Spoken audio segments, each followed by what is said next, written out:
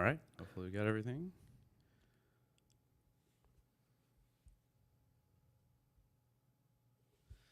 Good morning. Welcome to episode 22 of Maker That Money. I am Pooch of Repkord, and with me I have my trusty sidekick, Andrew Mayhall, king of the Empire of Sticky. Good morning, Andrew. How are you? Good morning, Pooch. How are you?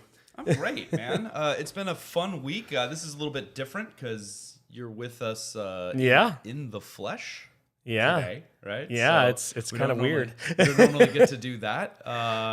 I'm sporting my new Revo. Oh, a swag. plug E3D here. Yeah, eh? well, shout out to E3D for sending me that. So I'm excited about that. We had an awesome week. You are actually in town at headquarters this week and touring the facility. And and we've been just having a great time, and we've been happy to have you. So it's it's been quite a blast. And what a fun way to round out the week as well with another live episode. Well, more live than usual. Can we be more live than normal? Extra live. Extra live. Yeah. So we had a great week. I don't know if you had a chance to reflect on it as much as I have so far.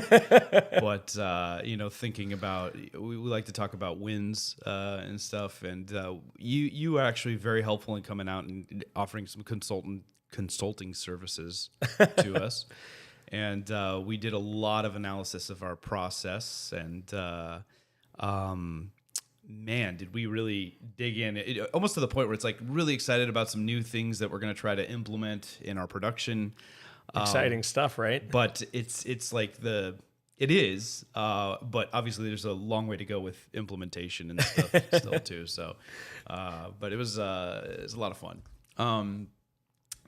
Yeah, man. Okay. So this week, we picked a topic that we've kind of chatted about before. Yeah, to a bit. Yeah. Yeah, we've said the term MVP before on past podcasts, in referring to minimum viable product. And I think it's something that when you're just kind of getting started and whatnot, everybody has different strategy. Yep. Of how they'll kind of roadmap out what they want to do. Absolutely. But it's never the same for anybody. And when we talk about minimum viable product, I think that as a maker, oftentimes we get way too into the weeds and just want to make the best thing possible immediately, right? Yep. And so this is kind of an exercise for a lot of makers to really kind of take a second, dial it back, and analyze what is the minimum amount that I need to get this thing to market. Yeah, absolutely. And why do you think that that's an important exercise? Well, as you were saying, us makers, we love to just make, and we like to stretch our legs to thinking about how do we build this, or how do we improve this, or what could we do to make this just in generally better, or add functionality or features, kind of scope creep, if you will. We're all prone to it. Right. And coming in with the mindset of, I need to scale that back. What can I do to make my workload easier into getting something out the door? It's hard because we're not really wired to do that. We blue sky a lot. We think I could do this and that, and next thing you know, you're throwing the kitchen sink in, and it's so tempting, right? Yep. Because we've said this before. We look at our product as a reflection of ourselves a lot of the time, right? And so when it's not as awesome as that it's capable, and you feel like you have to justify it, like I know that there was a number of times when I was first, released in Repbox and stuff like that. It was like, oh wait, we're working on this, and just like wait, like I'm aware. You almost want to like preempt the feedback about like, well, why aren't you doing this? Why aren't you doing that? So it's Yeah. like this inherent defensiveness sometimes. Oh, absolutely. to defending your design decisions and stuff like that. But that can be really inhibiting in terms of getting it out there, getting some very much needed revenue in to help continue to drive the process, get some feedback, in. And a lot of times, like, we don't consider the value of actually holding back.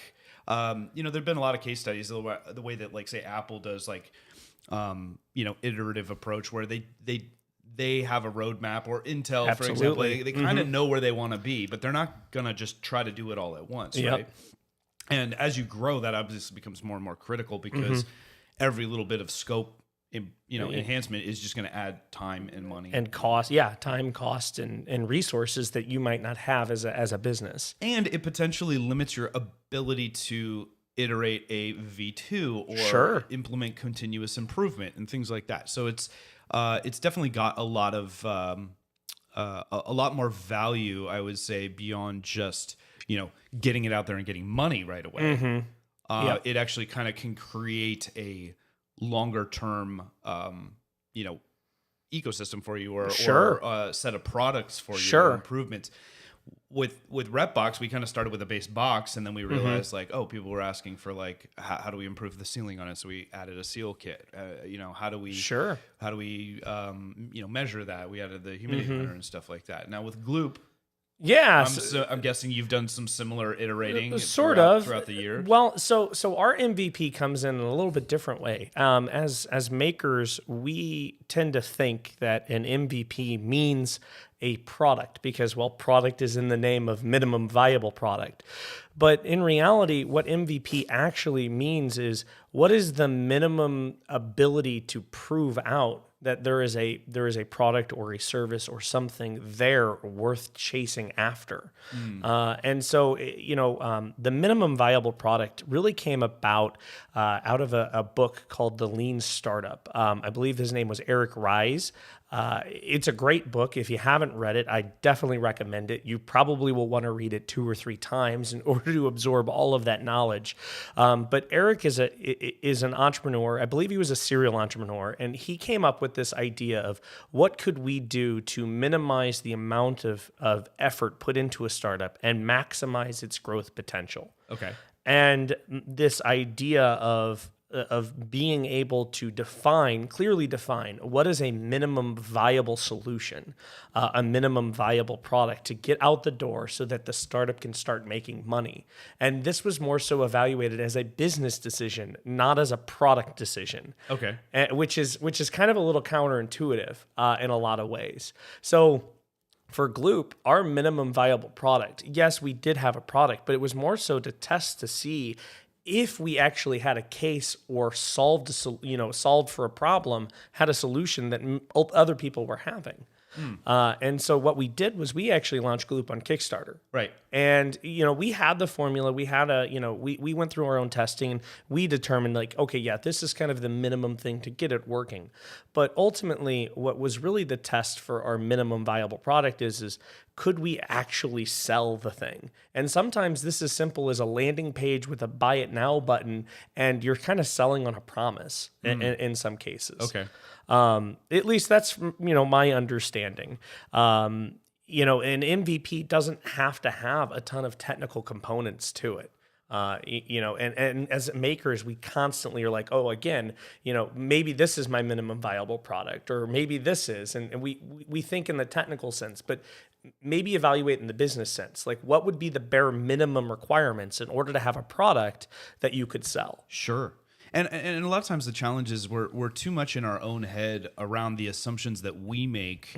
It's really hard to be, the driver of the business and then still try to look at it with consumer eyes, right? Because you're so unbelievably biased to what it is that you think this thing should be, because that's all you're thinking about all day long. Absolutely. And that's not necessarily what the customer wants or needs. And you're just thinking like, well, like if I just make a box for like holding filament that I can like put up on the wall, is that good enough? It was very much good enough. Like people are like, I got a lot of filament, I want to organize it, I want to put it up there. But it was like all the things that I wanted it to be originally.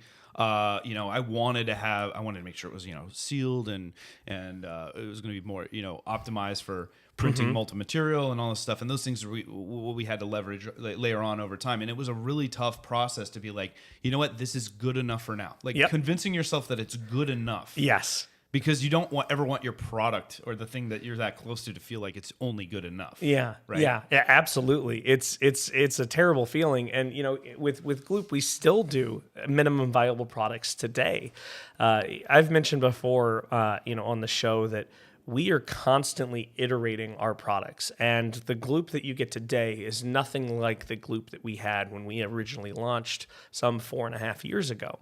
Like formulaically, packaging, all of that. Right. And it has developed over time. Okay. And so each time we're thinking about getting a new version, or internally we're figuring out how could we make chemical changes, what could we do to increase the the production efficiency. Right. Because Gloop is a chemical product and it's a reaction. Right.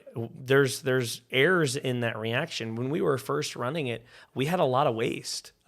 We did not have the reactions tuned efficiently. So where we determined there's what the minimum viable product is an acceptable amount of waste of 40%, which is crazy to think about. Like, oh, you produce something and 40% just goes out the window. Right. But these are also again elements that go into the equation of building an MVP.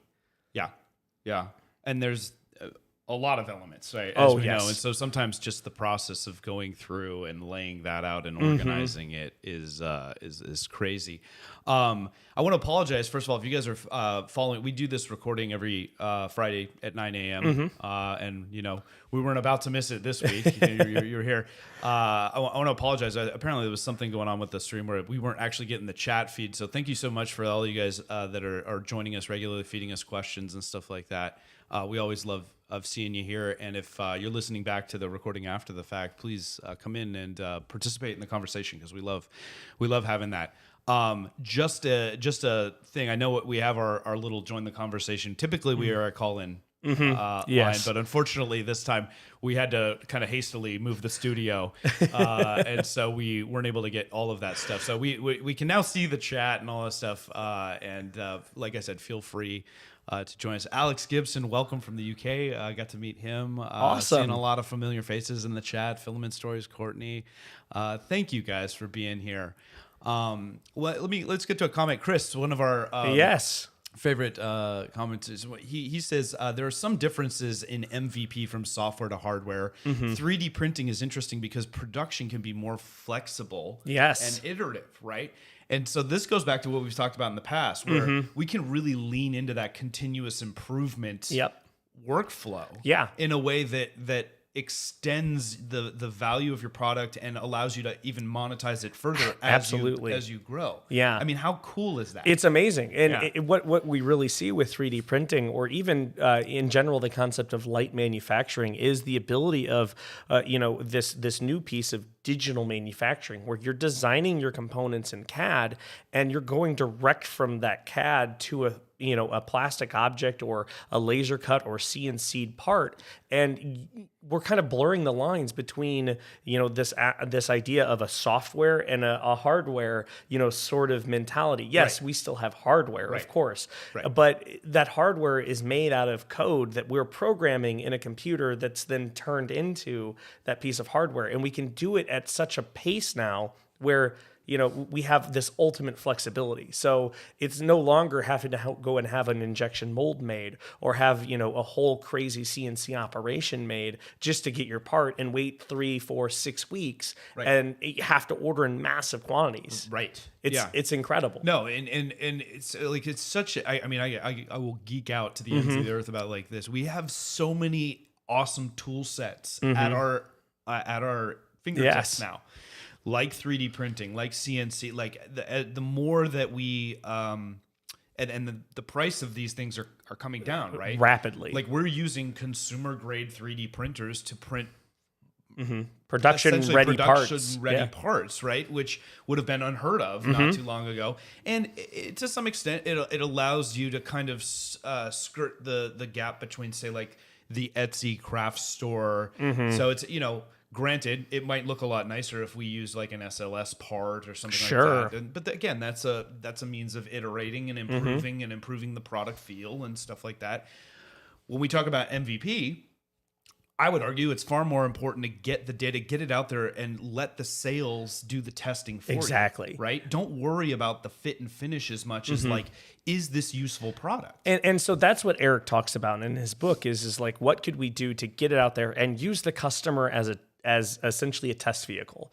How could we iterate on the customer and get that incredibly valuable feedback so that we know what to change internally to make the product inherently more valuable? Because like you were saying earlier, we're all stuck in our own heads. And if we don't actually have data coming in, it just becomes an echo chamber where it's just, we keep feeding ourselves the same idea. And then we ultimately get to this understanding that might not be valid. Right. Completely. Right. And what better way to validate an idea than letting people vote with their dollars, right? Exactly. Now that's not as easy, obviously. There's a lot more that goes into it. It's not like if you build it, they will come. We've talked about this before where it's like, oh, it's great. I put it out there. Nobody bought it. Well, you have to make sure that you have the runway to market it, to get it out there, because I always say, as you get started, you have an awareness problem more than a sales problem. Well, and you actually bring up a really excellent point too. Is there's this other idea of a minimum marketable product. So, what is the minimum,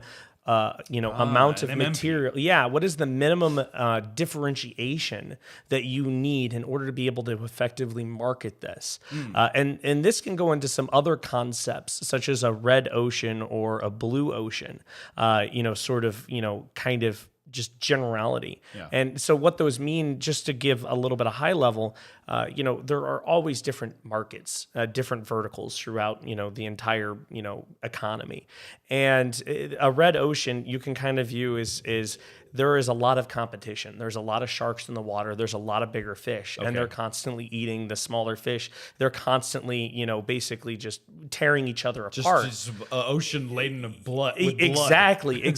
And what you find is that it's hard to develop something new in a red ocean, right? Because it's chummed up. Exactly. There's so much chum there. Yeah. So the idea of this blue ocean mentality is being able to move out of those red waters and get to areas that are less crowded, less populated. And this is where there's a real advantage for 3D printing, because now we have this ability to create something that was traditionally not possible to be created, right? And at a cost at which is now affordable, right? And it makes more economical sense. And we see this happen where people start as a simple Etsy store, and then they grow, or maybe they're starting as just a little side project, and then it grows into a viable business. Sure. And I know, I know I flippantly say, be better than Etsy and stuff like that, but I don't want to diminish the value of just getting it out there, right? So it's all about, MVP is all about, getting it out there. And Etsy can be a fantastic way to do that at a very affordable rate. Like, you don't want to waste your time working on the website, doing all the little things. Minimum viable product extends beyond just the product itself to how do I get this thing to market quickly so I can get the information that I need, so I can test my premise that this is a sellable product. Absolutely. Right? Yeah. So I think it was Chris that we touched on earlier, mentions there's differences between the software world and the we'll call it the hardware world, the product world, the tangible world, in terms of MVP. We both kind of have some experience in you're actually hardware, software, or whatnot. I was a web developer for a long time before I started doing this, and we had conversations about how do we just get this thing published, how do we get this pushed, and we can always add pages, with software and with websites especially, like, you don't, I was always advocating not to view it as, it is never complete. Sure. It is a living, breathing thing. Just like, ideally, I would think a product to some extent. Now, obviously, there are different cycles of maturity for product. Yeah. And some are just classic, things that have not changed a whole lot, But for software, I think one of the things, and Chris, maybe you have some follow on in terms of what your feelings are, like a lot of the differences are. It's important to get it out there so you can get user testing and all that stuff the same way that we would look at that in the product world. Absolutely. Yeah. Do you have any experience with doing software development? So not so much software development. In my previous startup, we had hardware and some software, but the software was mainly in the form of firmware. So it wasn't like direct access. So this was like the code that ran on the low level boards that would determine how the platform operated. Right. And we very frequently leveraged that MVP idea of, okay, this works good enough. For those that don't know, we had a storage platform. So it was basically a giant array of hard drives. And for the longest time, we didn't have the ability to determine where the hard drive was in the storage array because the firmware wasn't written to do that at first. I see. And so, we would just call it good enough until eventually it's like, okay, well, hey, maybe we'll just write a subroutine that flash or that, spins the drive up and then turns off all of the other drives. So you can find it as a quick and dirty thing until we can get the LEDs working. It was a funny story, but it worked. Yeah. And that actually made it out to production for a few months before we actually made the rest of it work. Well, we've said multiple times during the course of this week, if it works, is it wrong? Yeah. Right? And that kind of ties into what we're talking about, right? Where it's like, if you were to start looking, part of the reason as a software programmer, like you almost have this inherent fear of other people seeing your code because you don't realize like what a kludge it is, like it's just duct tape, with bubble like, gum, and popsicle God. sticks. Yeah, and there's such a focus on like elegant coding and all this stuff, and you're like, look, I just had to meet the deadline, and I couldn't figure this routine out, so I just band-aided it together, and that kind of ties into what we're talking about, right? Sometimes you just need to get it out there. It could be painful, you you don't realize that maybe by just spinning up the hard drive as a means of testing it, like you're putting more wear on it. Oh, we absolutely were. Ultimately cause problems down the road. Absolutely. So you can't just like ignore the Band-Aid fixes. You do have to go back and fix them. Yeah. But that's something. Yeah. How do you strike that balance? Mike, never let the machine wins in the chat. He goes, Etsy is a great place to learn, but not the best place to make profit for some products. Sure. Excellent distinction. Yeah. Obviously, when we're talking about MVP and just getting it out there, that's not really a profit-centered technique. No, it's really not. It's what can I do to prove my concept has legs? Right. And for a while, like with us at Gloop, we weren't making a ton of profit on every bottle that we were producing. It was really just how could we get the bottles produced? How could we get it out? And I remember when the first batch of bottles that we had ever bottled for our Kickstarter order, we had gotten some seals in, and the seals, per our spec, but the seals ended up leaking really badly compared to the ones that we had before, that we came up with later. And we had bottled them all up with these bad seals, and we're like, well, wait, these work for now. We'll get them out the door. And then, we knew that there were some issues happening. And so the people who got their first bottles, we had to really just send them more bottles once we figured out how do we get the seals that, have a better sealing ability. Wow, that's interesting. So you actually chose to continue the ship, even though you knew it was going to ultimately result in you having to send more. And maybe that wasn't the right case, but we wanted to make for sure that we hit our deadline. What was more important to us was proving, because we were no ones at first, right? But proving that we could deliver a product, that we weren't going to be another Kickstarter that doesn't deliver. This doesn't make sense. And so I believe like 50% of those orders that people had, we ended up re-shipping whole bottles to them. Wow. Because we didn't have the correct seals in there. I did not know that, and I've got a lot of respect for the fact that Kickstarter is notorious, like you said, for people just it's delayed. So you were that committed to your timeline. We knew that we had to, otherwise the future of the company just in general would, in our eyes, be in jeopardy because we weren't people of our words. Wow. Now, so listen, I'm with you. Like your integrity is everything, right? Like it's like you want to say, if I'm going to do this, I'm going to follow up on it. And unfortunately, there are times where it's just like we try.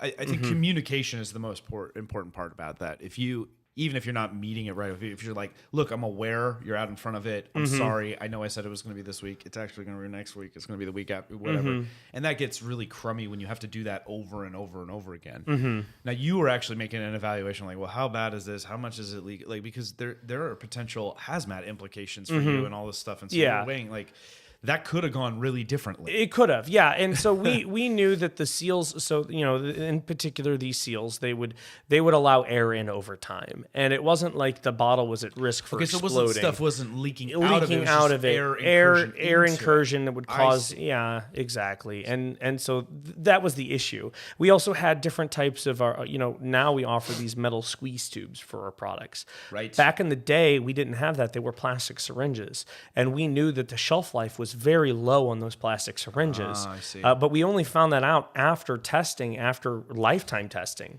life cycle testing, if you will. And again, same concept of we needed to get the product delivered. And this is what actually ended up getting encoded into Gloop's DNA is we now have this, we like to pride ourselves on the customer service, but people who have been long-term customers, they come back, if they have an issue, they email us and we're like, okay, yeah, we understand. We ship them a whole bottle, a whole replacement bottle, or something, and maybe it's not the best business decision, but what we find is we actually create this amazing loyalty between us and our customers, and this amazing support.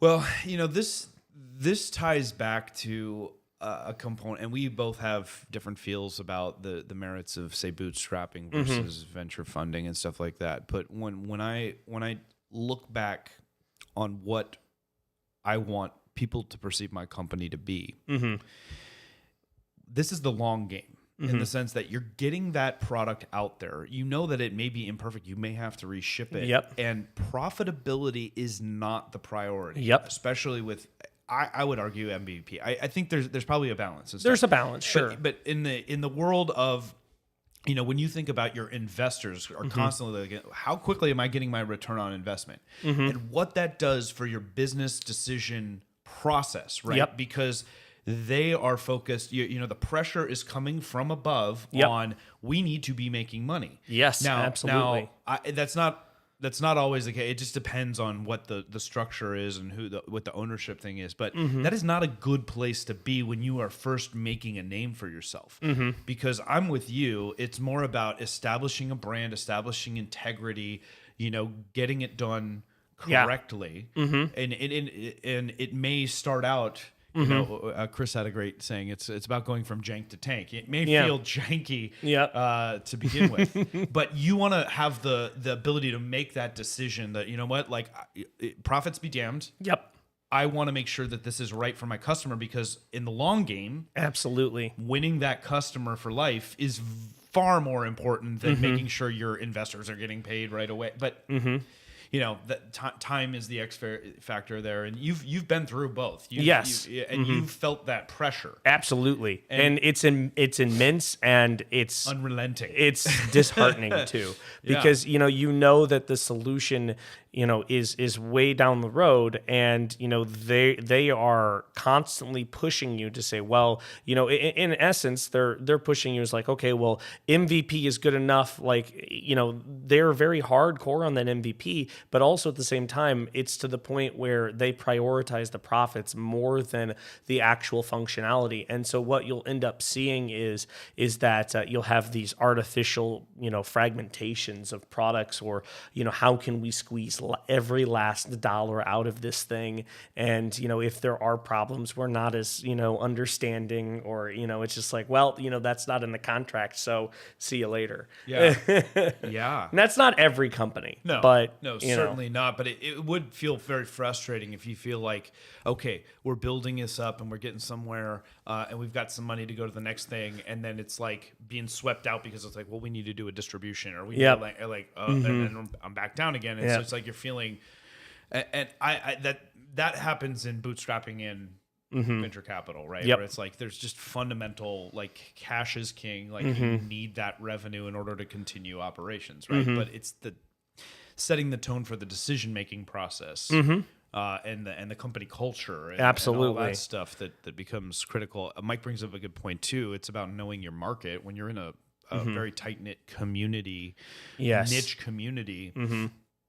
You know, you can't be making decisions in the macro as if you're, you know, just blasting this thing out to everybody on Amazon. Like it's all about that relationship. Absolutely. Yeah.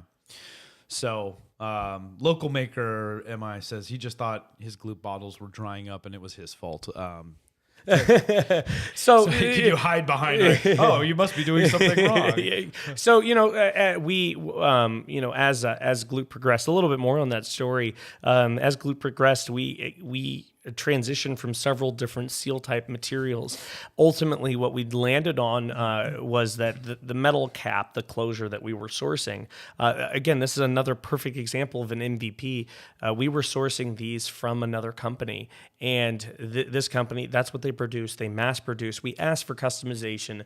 They were like, well, not really, because, you know, you're no one. That's, you know, and so we had to figure it out for ourselves. Right. And so that's where we're like, okay, well, what could we do to extend the life of Gloop as much as possible? And we started getting these very special custom rubber sheets made, and then we would we actually made the internal decision that it made more sense for us to literally cut these down on a Cricut machine, and that has extended all the way up until just literally a couple weeks ago, where, you know, we are now finally, again, we were focused on getting what made sense right now. And then once we had proven that these were, again, the solution, we could then order in mass quantity. So an injection mold for this very special type of rubber that we're getting in that, you know, makes it just in general all around better. But as another part of that was these metal closures, we knew were the problem. They weren't formed correctly. They were easy to cross thread. If you didn't get it on correctly, your Gloop would go bad. So there's at some point after the Kickstarter, a few months, when we found these solutions and ran with it for the previous 3.5 years or so, you know, there was a give and take where it was probably our fault, but it was also probably partially the customer's fault. But we knew this, and we knew that it wasn't perfect for us. So we're like, sure, you know, we're going to replace it for you, because it's not right. But imagine what it would have been like if you hadn't released and had to wait until you had enough money to get to this like custom thing. I don't think we would be around. You wouldn't be there, right? So it's like that's exactly why it's just like sometimes you just got to make that compromise and get out there, and that is a hard thing to do. Well, and you know what's also interesting is I do believe that because we were so like open and we kind of encoded that we wanted to make for sure that we would get a product out there and we would take care of the customers early on, that when we actually made the jump for our injection molded caps just before COVID happened, and then COVID, you know, caused all of these massive delays. The injection molding company ended up basically going out of business and was purchased by another company, and that company had to pick the project back up. We could go to the customers, because at that point, you know, we had collected some pre-orders for those caps. We could go to them and say, listen, there's a lot of things that are out of our hands. We are so sorry about this, you know, but you know, we're working on it. We're trying to get it. And again, we tried to make right in every way, but really, again, holding true to that MVP, continuing to ship those you know, metal closures, offering Gloop to people who had pre-ordered, saying, listen, we'll ship you a metal closure one right now, and when it comes in, we'll ship you the, you know, the correct one because you did pre-order. So it was interesting. Sure, and I'm sure you would have preferred not to have to do that. Yeah, but I think in the long run, again, we're playing the long game here, guys. Like, this is not, you know, if you're looking to make some quick cash and stuff like that, this type of community and you know, is not for you. You know, there's tons of other ways. Everybody knows that. I was going to say, you know, a lot. We're in warm waters here, not red oceans, but warm waters in terms of like we have a lot of people that have been our customers, supported us for a long time, and you know, Mike makes a really lovely comment about, you know, happy to promote our products because we're part of the community. We want to give back and stuff, and this is exciting for, you know, us. Absolutely, we love being part of this thing, and one of the big advantages is exactly what he says. You guys give us a ton of grace, you know, like giving us stupid things that I feel like I've put out there. And like, and when I say you guys, I mean customers as a whole. You know, by showing that like you're trying and that you're trying to improve and you're trying to solve problems. Like, I'm not trying to rip anybody off. You're not trying to rip anybody off. Like, we're literally doing the best we can to try to get that out there. And by establishing that and being that direct and communicative with the community, you are afforded a lot of grace, and a lot of times you're winning people over that are then helping you with your marketing, and like you're not having to pay. I mean, the Mike, promoting our stuff is worth its weight. We appreciate you, man. Absolutely. All of you guys, that every time you just have, our product in the background of a picture that you post online or whatever, like that is worth far more than what I would argue like some of these Amazon reviews are these days, because it's just like, there it is. That's the rubber meeting the road. The conversations that happen offline to other people, other fellow makers that are like, oh, hey, this is what I'm doing. Like, again, invaluable. And I love it. I love seeing my stuff out there in the wild. Awesome. I'm sure you do too. And people don't like being sold to. They like exploring on their own. And so when they see that and they ask the question, hey, what is that thing? And you're like, oh, I love this thing. Let me tell you about it. You know, and it's like, I didn't know. You've got this sales force out there for you. It's incredible. We get tagged in Facebook groups every now and again. It's like, oh, hey, I'm building this part. Epoxy's broken.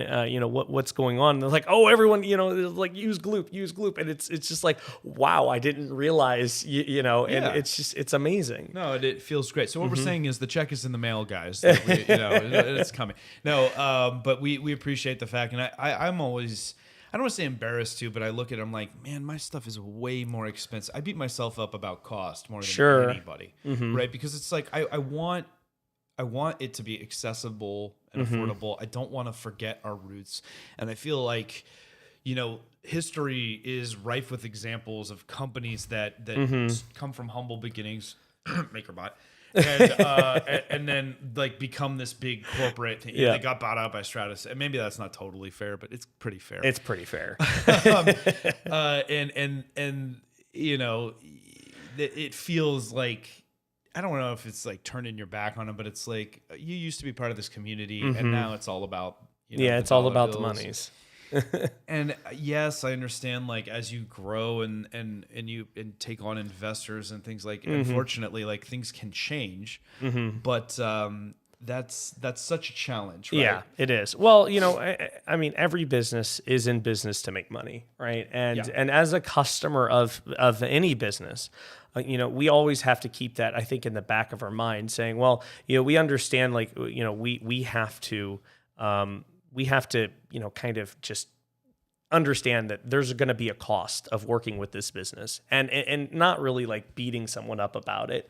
But and there will be business decisions that we ultimately have to make as we scale. And we're making them now. It's like, okay, well, we do have to start considering and caring for our shipping expenses, or we do have to start caring and considering how often we are replacing bottles for people. Where's a more appropriate cutoff line? Because we can't just have customers coming back to us say, oh yeah, my bottle dried up, and it's like, okay, well, here's a new bottle, but we don't get any sort of information back or anything else like that of, okay, well, what happened, how did you store it, that sort of stuff. So implementing processes, those sorts of things as a business to make for sure that we are able to continue growing and delivering high quality products to customers, which is important to us. Well, and to tie it back to MVP, what's interesting to me is that changes. What minimum viable becomes as you get more resources and all that stuff. Like there's a different standard by which I would say you start to evaluate. Like you're probably going to be willing to hold back a little bit longer. Maybe the time between release cycles gets further because the product gets more mature, so it doesn't always require it. But that's an interesting challenge. And then the other part of it is that as the community, as the market and this segment is, let's just talk about 3D printing specifically, grows and becomes bigger and bigger and bigger, and it moves away from I don't know if it'll ever move away. Well, let's be realistic. As it becomes more and more mainstream, you're going to have more and more customers that are just looking at it as a commodity product. Absolutely. Or things as it depends on what it is. If we're talking about a printer versus adhesives. And we're seeing that with filaments too. A lot of times is like, well, this is just food for the printer. I don't really care, what brand. There's a lot of people that do, but there's more and more that don't. But having watched the quality and the amount of options out there, and what the baseline for filament, as there's just more manufacturers coming online, and we refine what the process is for extrusion. It used to be I can't say that entirely, but Sure. it feels to me, and you guys tell me in the chat if you feel like this is true, but your concern around quality and tolerances, like the things that manufacturers need to do to distinguish it to be more like, fluffy stuff like dichromatics and, Yeah, exactly. pretty, not Yeah. worried as much about like, and there's always going to be value producers out there. But like we've come to a place where thankfully I think there's more filament out there that's just it'll work, right? Yep. It's and then we can play with other aspects of it. Yeah. I don't know if that makes sense. No, it does.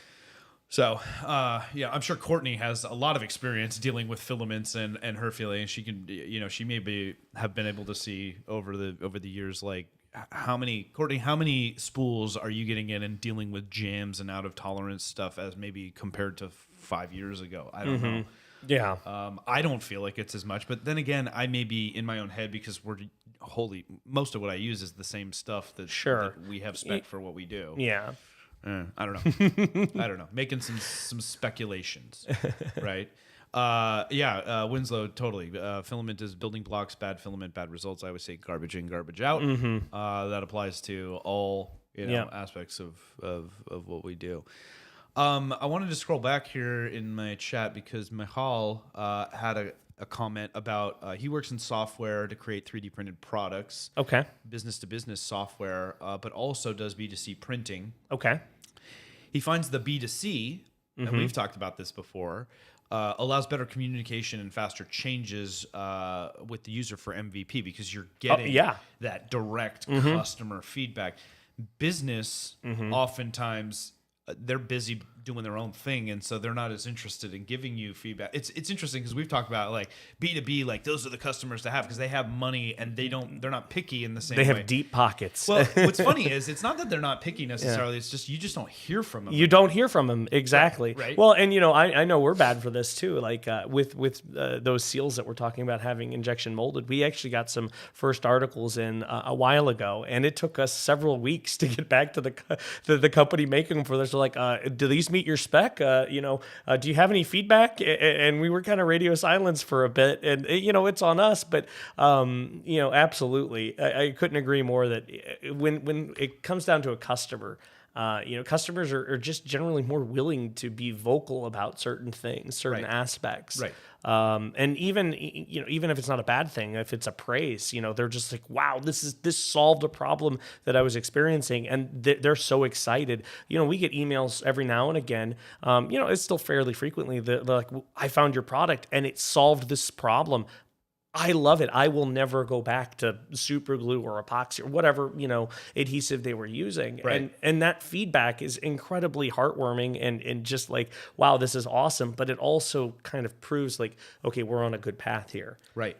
So, right. And we've had this conversation before because I would say historically somebody that does like what you do will ultimately move more and more toward wholesale, right? As you scale this. Sure. Thing. Like think about Crazy Glue or Loctite or anybody that's producing this type of thing. They don't really do direct sales. No. They're a monster. Like they're huge company and stuff like that. Now, when they got started, probably a different story.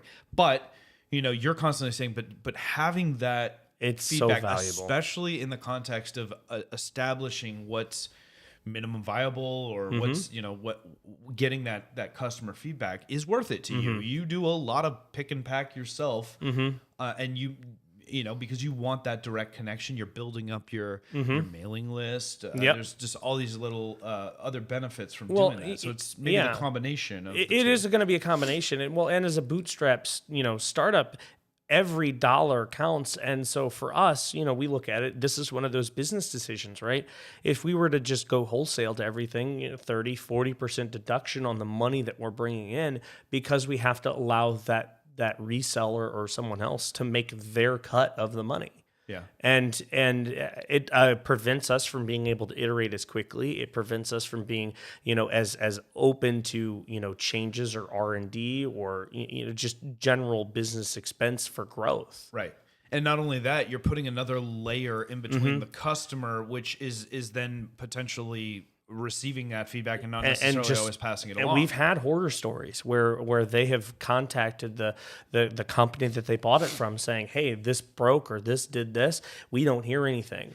You know, and you guys know when you go to the store and you buy something. So let's say you go to Home Depot or you go to, you know, Sears, wherever, and you buy an appliance and it's got that little tag in there that says, please, please, please, please contact us first. Do not take it back to the store, right? Yep. And of course, as consumers, we go, screw that. I'm just going to take it back to gonna the return store because it's just way more convenient than having to make a phone call or having a conversation. You know, thankfully, there are people that do that, but that is the complete flip side of that coin, because you don't get to collect that feedback. Nope. Oftentimes it's way more expensive as a company because Home Depot gets that microwave back, and you better believe they're just going to send it. They're just going to send it straight back to you. They don't care, and you have to credit them for that, you know, for that item, and that's the cost of doing business, right? So you're not only not collecting that feedback, but now you've potentially incurred some shipping costs, and hopefully that rate of that happening is low, but that's kind of the cost of like getting into the mainstream. So I don't know that there's a perfect solution. There are, you know, we do the same thing. We do some wholesale, we do some retail. I always prefer the retail, you know, like in a lot of regards, but you know, but the communication, I like getting the feedback because we're still new as a company. We're still trying to get some sense of like what's working, what's not, how do we screw up? You know, that is so critical. Yeah. At MVP stage too. Absolutely. It's because that's how you're determining if it's viable or not, right?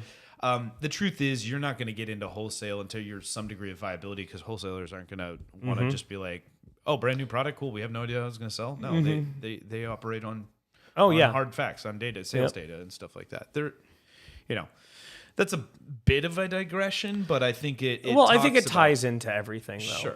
Sure. And it ties it back to again, you're making that evaluation. It's all about that business intelligence piece. Courtney replied to our filming comment. It is the additives to make prints more easily are way better. Makes it, there's still bad filament out there from newer companies and stuff like that, but by and large, her impression is that it's better. So that's great. Good. We're not crazy.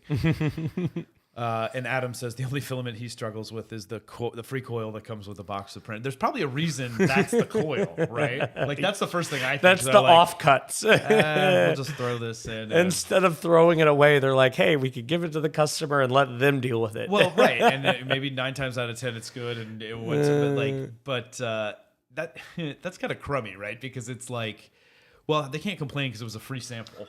Sure. I mean, you can complain. You can complain all you want. And I would argue that that's actually damaging, because it's like you're trying to set an impression of the overall experience, right? Why would you throw in a crummy piece of thing to test with that's not going to make your product, you know, shine? Because obviously there's the cost of including filament. Absolutely. That's another digression for another time.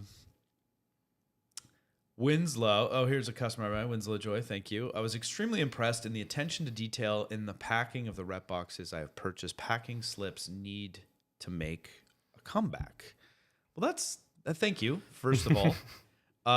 And that's funny too, because that's another thing I beat myself up about. I still, you know, I want to get to that point where I open it and I've got all the custom cut molded parts, and you know, that unboxing experience is such a critical first impression a lot of the time. As much as people would say, well, it's just the packaging. But like it just sets the tone. Oh, it does. It does. And so when I'm looking at like my silly like corrugated wrap and I tape it and, you know, box one, like it's come a long way. It used to be way jankier. I mean, I remember getting my first rep box. It's like throw the parts in a box. It was literally thrown in a box. It's also minimum viable packaging, right? You learn very quickly that actually investing some time and energy and doing some informal drop testing or formal drop testing if you want, you know, ship it across, like see how it handles, is going to do wonders in multiple, you know, things. You're having less damage, but you're also, every time something arrives damaged, you know, you're setting that incorrect first impression. You know, and like I said, we're lucky we get a lot of grace from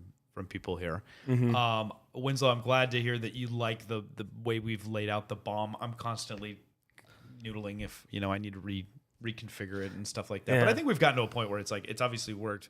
We we haven't gotten a lot more negative feedback in terms of like, oh, the packaging failed. I mean, there's times where UPS will do just an exceptional number. With something where it's like you can only go so far. You can't be. There's diminishing return. Yeah, right, absolutely. But that was a big part of the minimum product. Like, well, what do I need to do to make people feel like I'm getting my money's worth? And you actually bring up a whole nother interesting topic for us, like what we had to do. We have a dangerous good. Dangerous goods are regulated, heavily regulated. Danger glue. Yeah, danger glue. Don't drink this. Yeah, please don't. Please don't. But we had a dangerous good, and it was, there was regulations. It had to be in a bag. It had to have 2 means of closures. The bag had to hold the product. It also had to be absorbed into into something.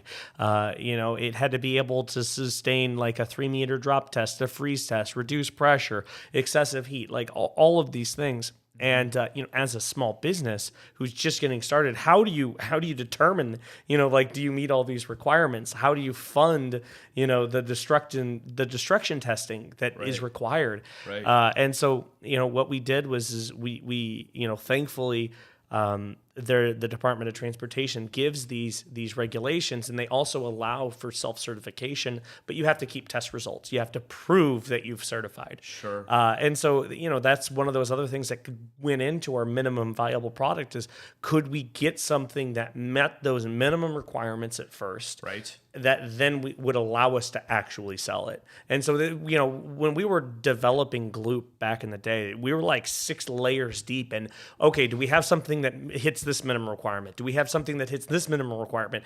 All the way down the line until we can actually get a product that we could sell.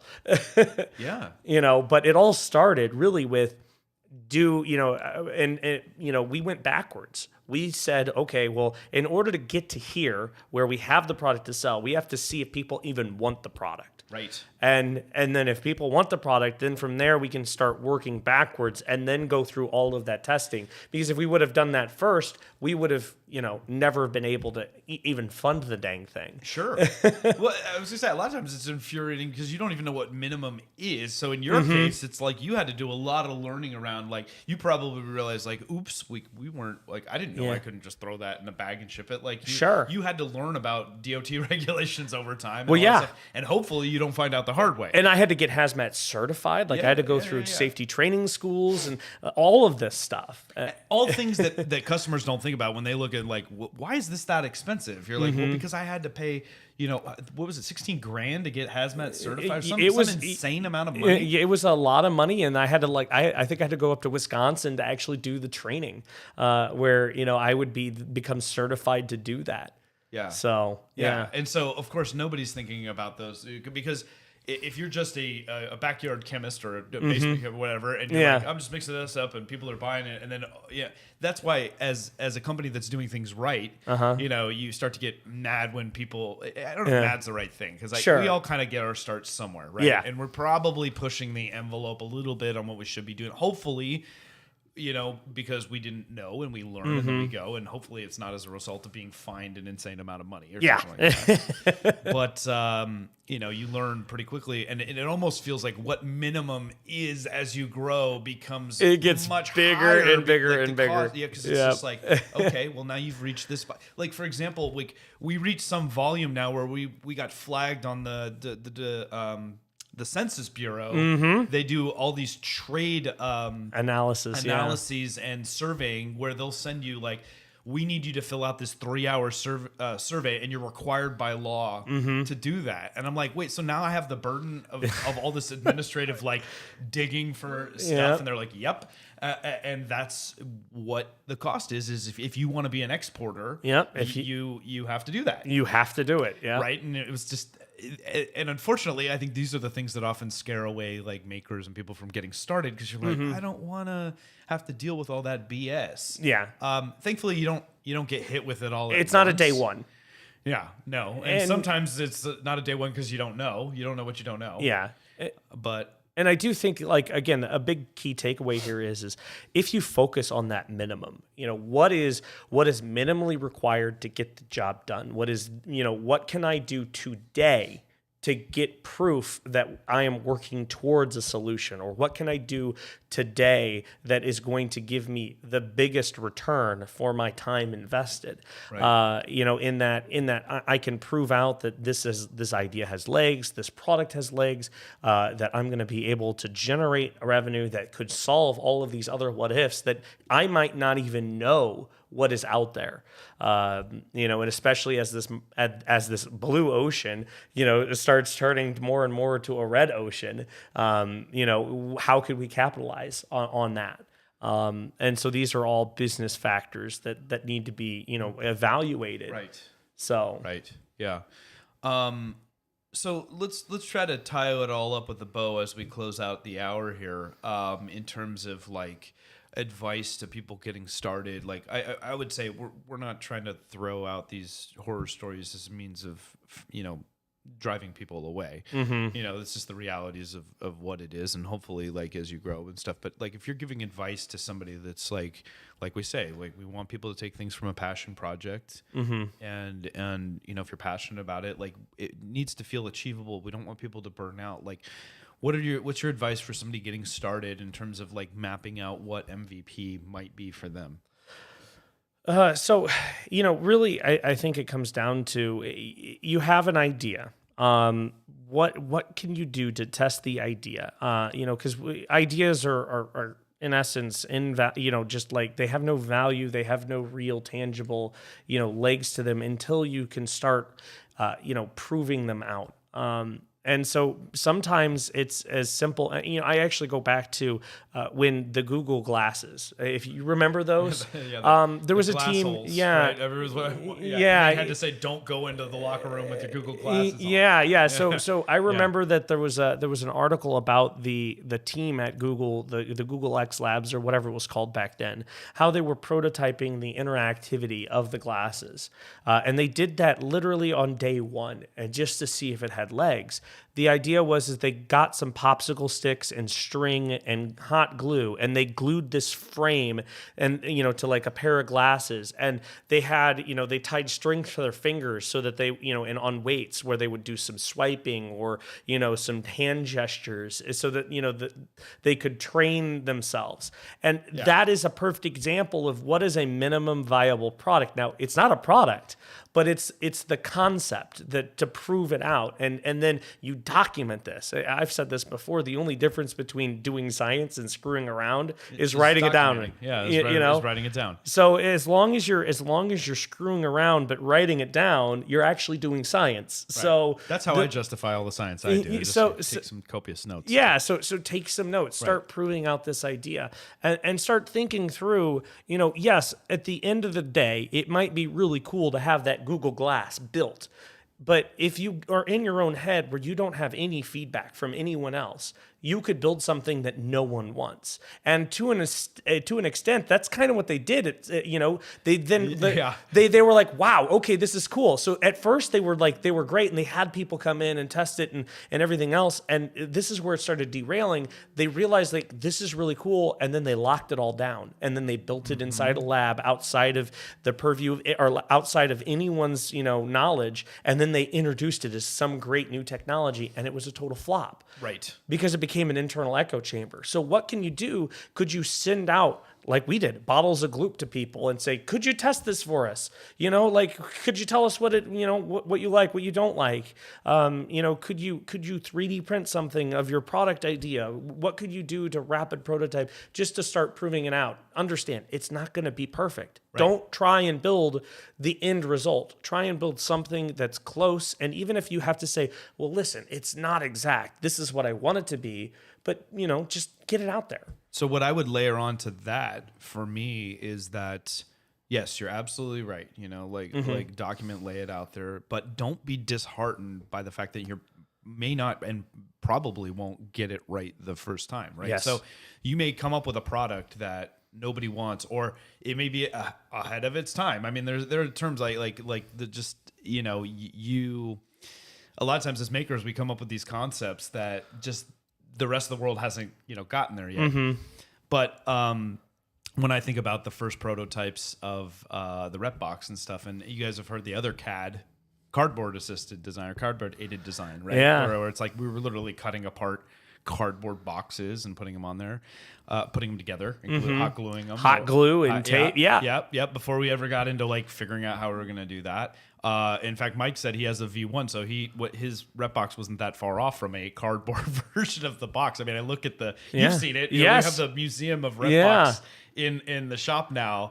And looking at the V1, it was even a pre-V1, like the things that we originally took to IRF and sold, there were like pre-release. And that's a perfect example of an MVP. When you went to IRF, you brought these things that you had built, and you're like, would people even be interested in purchasing this? Right.